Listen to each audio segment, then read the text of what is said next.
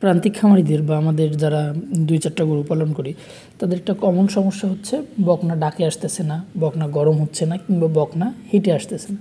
মানে জিনিসটা হচ্ছে সবারই এই কমন সমস্যা, এক একজন এক এক নামে ডাকতেছে, কিন্তু আসলে কেন হচ্ছে এটা হচ্ছে আপনার যার জিনিসটা হচ্ছে তিনি আপনার অর্থাৎ আপনি আপনাকেই প্রশ্ন করেন, হ্যাঁ, যে হচ্ছে আমার এই বকনাটার কী সমস্যা।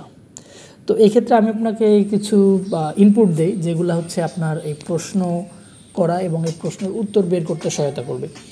আপনি প্রথমে আপনার খেয়াল রাখেন যে আপনি হচ্ছে আপনার খামারের গরুগুলাকে, অর্থাৎ যেই বকনা বা অন্যান্য যে গরুগুলো আছে এগুলোকে আপনি কী খাওয়ান, আপনি কি ঘাস খাওয়ান, ঘাস খাওয়াইলে কতটুকু ঘাস খাওয়ান, ঘাসটা পর্যাপ্ত কিনা, প্রথম কথা।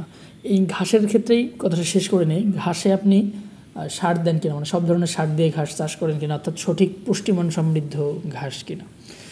এরপর হচ্ছে এই গরুটা সানলাইট পাচ্ছে কিনা, অর্থাৎ সূর্যের আলোতে এই গরুটা যাইতে পারতেছে কি না, অর্থাৎ সে ভিটামিন ডি থেকে বঞ্চিত কিনা, বা বুঝতে পারছেন বিষয়গুলো। তো এই জিনিসগুলো আপনি মিলান। আর দানাদার হচ্ছে সহায়ক খাবার, তো আপনি দানাদার খাওয়াইতে পারেন, কিন্তু দানাদারে আবার উল্টাপাল্টা খাওয়াইলে বেশি পণ্ডিতি করতে গেলে বিপদে পড়ে যাবেন। যেমন হচ্ছে বকনার জন্য 12 ভাগ প্রোটিনই যথেষ্ট। তো আপনি সেক্ষেত্রে আপনার যদি মানে ভালো মানের চাষ করা যে ঘাসগুলো আছে, পাকচংই বলেন, নেপিয়ারি বলেন, এগুলোতে 12 থেকে, পাকচংয়ের কথাই যদি ধরি, পাকচংয়ে 12 থেকে 15 ভাগ পর্যন্ত প্রোটিন আছে। তার মানে আপনি যদি পর্যাপ্ত পরিমাণ ঘাস দেন তাহলে এটার ড্রাই ম্যাটার বলেন কিংবা হচ্ছে ওর প্রোটিন বলেন, এই জিনিসগুলো কিন্তু এই ঘাস থেকেই নেওয়া সম্ভব। তো আপনি যদি সহায়ক হিসেবে দানাদার খাবার দিতে চান সেক্ষেত্রে এই জিনিসটা খেয়াল রাখবেন। বিশেষত গ্রামের মানুষ যারা, তারা যে ভুলটা করেন, ধানের গুঁড়া বেশি করে খাওয়ান, বা মানে ধান ভাঙার পরে চালটা তো আপনি নিচ্ছেন, এর বাইরে যেটা থাকে গুঁড়া কুড়া যেই নামেই চিনেন, এই জিনিসটা বকনাকে বেশি করে খাওয়াবেন না, খাওয়াইলে বিপদে পড়বেন, খাওয়াইতে পারেন, খাওয়াইলে আপনি বিপদে পড়বেন, হ্যাঁ। তো এই হচ্ছে বিষয়টা, যদি এই জিনিসগুলো ঠিক থাকে তারপরেও আপনার বকনাটা হচ্ছে হিটে আসতেছে না, এক্ষেত্রে আপনি আরেকটা বিষয় মাথায় রাখবেন, বয়স এবং ওজনের বিষয়টা। সাধারণত 13-14 মাসে কিন্তু ফ্রিজিয়ান ক্রস বকনাগুলো হিটে আসে, 16 থেকে 18 মাসের দিকে যায় কিন্তু শাহিওয়ালগুলো হিটে আসে, দেশি গরু মোটামুটি 2 বছরের আগে পরে হিটে আসে। তো এই বয়সটা আপনি খেয়াল রাখবেন যে আসলে বয়সটা হয়েছে কি না। যদি বয়সটা হয়, আপনার খাদ্য ঠিক আছে, তখন আপনার খেয়াল রাখতে হবে, বা তখন আপনার যে জিনিসটা করতে হবে, আপনার একজন অভিজ্ঞ ভেটেরিনারিয়ান অথবা আপনি মানে দক্ষ পল্লী চিকিৎসক যিনি এই জিনিসটা, যার এই জিনিসটা জ্ঞান আছে, অর্থাৎ আপনার বকনার ওভারিটা আপনার পরীক্ষা করাইতে হবে, এখানে কোনো সিস্ট আছে কি না, ইনফেকশন কি না, জীবাণুর কোনো সংক্রমণ আছে কি না। তারপর অনেক সময় হচ্ছে ওভারিটা ছোট থাকে, চিকন বলে অনেক সময়, হ্যাঁ, এই জিনিসটা আছে কি না।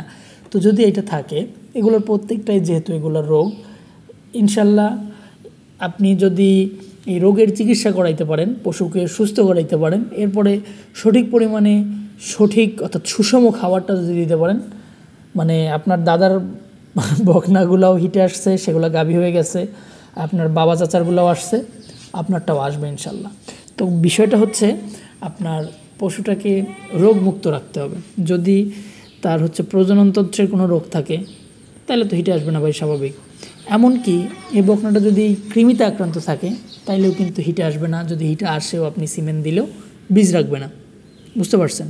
তো এই বিষয়গুলো খেয়াল রাখতে হবে। এরপরে যদি আপনার মনে হয় যে আমার ঘাস নাই, তাহলে আপনি ঘাসের ব্যবস্থা করেন, নাহলে ভাই ওই মানে কিনা খাবার দিয়ে কিনে আপনি কতক্ষণ এই গরু পালবেন, কতক্ষণ আপনি তো সাস্টেন করতে পারবেন না, মানে আপনি দীর্ঘস্থায়ী খামার করতে পারবেন না, এখানে টিকে থাকতে পারবেন না। তো আপনার টিকে থাকতে হইলে ঘাসের ব্যবস্থা করতে হবে। তারপর যদি আপনার গরু সানলাইট না পায় তাহলে AD3 দিতে হবে। যদি ভিটামিন মিনারেলসগুলো ঠিক না থাকে তাইলে আপনার খাদ্যের মাধ্যমে দেওয়ার চেষ্টা করেন। ঘাসের মধ্যে সব ধরনের ভিটামিন মিনারেলস থাকে, তাই ঘাস খাওয়ান, সূর্যের আলোয় রাখেন, তাকে কিছু অংশ ছেড়ে দিয়ে রাখেন দিনে, সে চলাফেরা করুক, ইনশাল্লাহ ঠিক হয়ে যাবে।